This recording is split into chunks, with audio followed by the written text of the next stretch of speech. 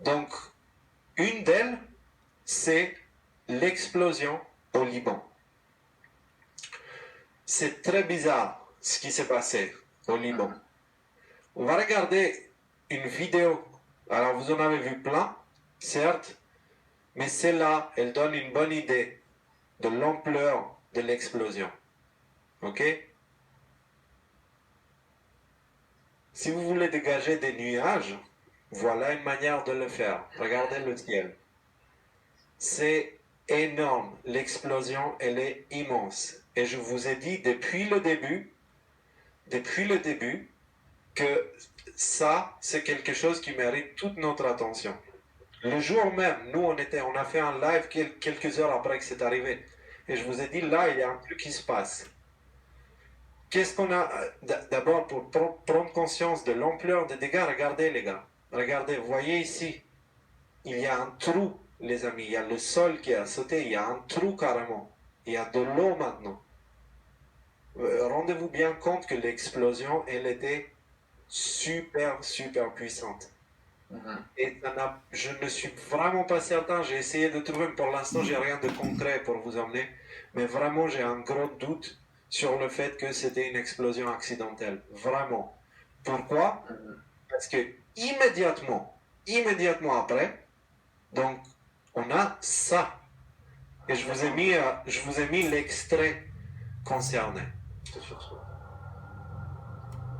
Aussi face à la colère et la défiance, l'espoir que je nourris et l'appel que j'ai pu faire ce matin au président Aoun, aussi au président du Parlement Nabi Berri, au Premier ministre Hassan Diab et à l'ensemble des représentants des forces politiques.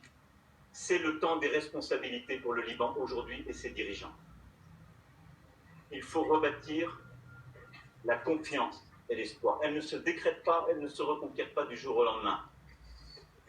Mais elle suppose une refondation d'un ordre politique nouveau, où chacun, au-delà des divisions dans lesquelles il s'est réfugié, d'un confessionnalisme qui a été parfois capturé, d'un système qui a été,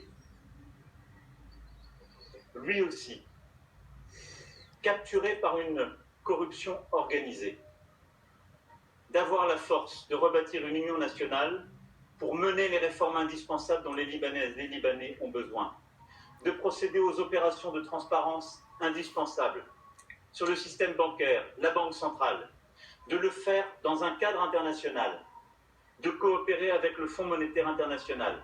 Hop, coopérer avec le Fonds monétaire international. Là, dès que j'ai entendu ça, j'ai fait « Ah, ok. » Les amis, je ne sais pas si c'était un missile qui a frappé là-bas, parce qu'il y a des vidéos qui ont circulé.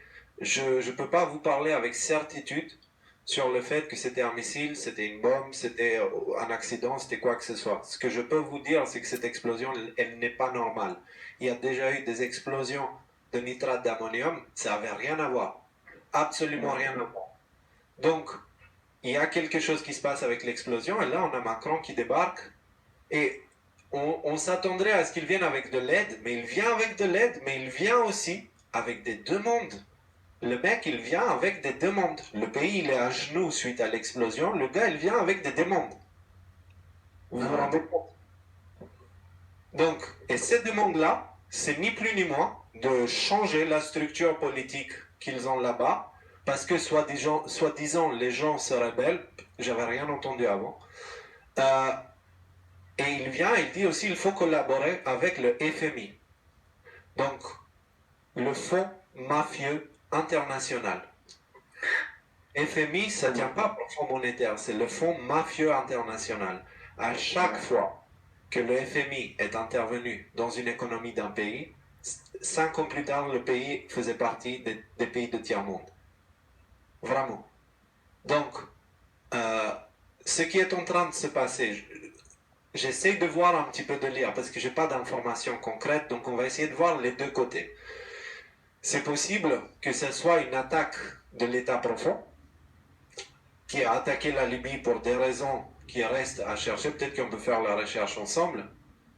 Et du coup, immédiatement après l'explosion, ils sont arrivés pour dire, bon, on vous a montré ce qu'on peut vous faire, maintenant, il faut que vous fassiez ce qu'on vous demande.